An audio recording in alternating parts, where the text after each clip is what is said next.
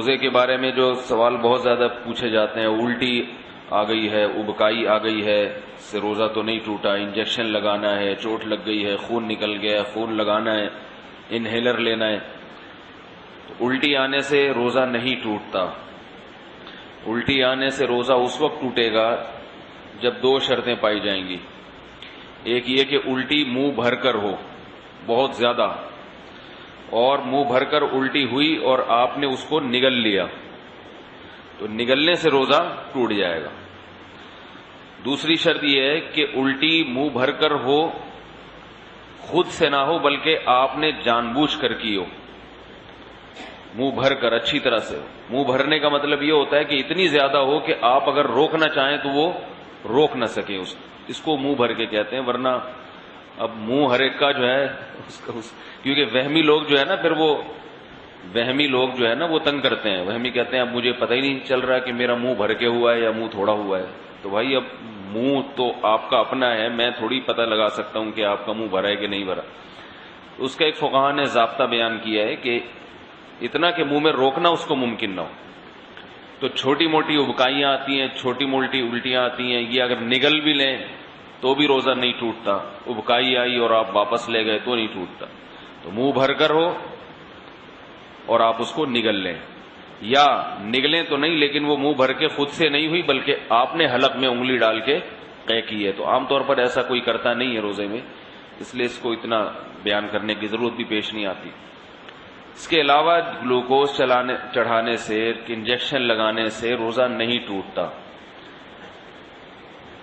روزہ ٹوٹتا ہے کھانے پینے کے، ناک کے راستے یا منہ کے راستے کوئی چیز پیٹ کے اندر جائے، یا مقعد کے راستے کوئی چیز پیٹ کے اندر جائے۔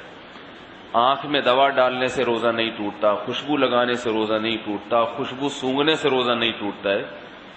کان میں دوا ڈالنے سے روزہ ٹوٹتا ہے یا نہیں، اس میں علماء کا اختلاف ہے۔ پہلے جو ہمارے فقہاء ہیں انہوں نے لکھا ہے کہ کان میں دوا ڈالنے سے روزہ ٹوٹ جاتا ہے۔ اس کی وجہ یہ ہے کہ ان کا یہ خیال تھا کہ کان جو ہے نا یہ دماغ تک اس کا کوئی لنک ہے، ہم جب کوئی چیز کان میں ڈالتے ہیں تو دماغ میں پہنچتی ہے وہ۔ لیکن بعد میں جو ڈاکٹروں کی تحقیق ہے وہ یہ ہے کہ کان میں کچھ بھی ڈال دیں وہ دماغ تک نہیں پہنچتی، نہ پیٹ میں جائے گی وہ، نہ دماغ میں جائے گی۔ تو اس تحقیق کی وجہ سے علماء کی رائے بھی تبدیل ہوئی۔ تو ابھی ہمارے اکابر کا جو فتویٰ ہے، یعنی سارے ہی ہمارے اکابر ہیں جو اس کے خلاف ہیں وہ بھی ہمارے ہی ہیں، لیکن مطلب یہ کہ جو میرے اساتذہ ہیں ان کا جو فتویٰ ہے اس بارے میں وہ یہ ہے کہ روزہ نہیں ٹوٹتا کان میں دوا ڈالنے سے۔ البتہ ہمارے ہی اکابر میں بعض اس کے قائل ہیں کہ ٹوٹ جاتا ہے، تو احتیاط یہ کہ نہ دوا ڈالی جائے، اور اگر کسی نے دوا ڈال دی ہے تو بھی کچھ نہیں ہوتا، انشاءاللہ روزہ نہیں ٹوٹے گا۔ آنکھ میں دوا ڈال دی اور اس کا اثر گلے میں محسوس ہوا تو بھی روزہ نہیں ٹوٹتا، سمجھ رہے بات کو؟ تو سر میں تیل لگانے سے روزہ نہیں ٹوٹتا، احتلام ہو جانے سے، نائٹ فال ہو جانے سے روزہ نہیں ٹوٹتا۔ زوجہ کے قریب کوئی شادی شدہ آدمی گیا اور ڈسچارج ہو گیا تو روزہ ٹوٹے گا، ڈسچارج نہیں ہوا تو اس سے بھی روزہ نہیں ٹوٹتا۔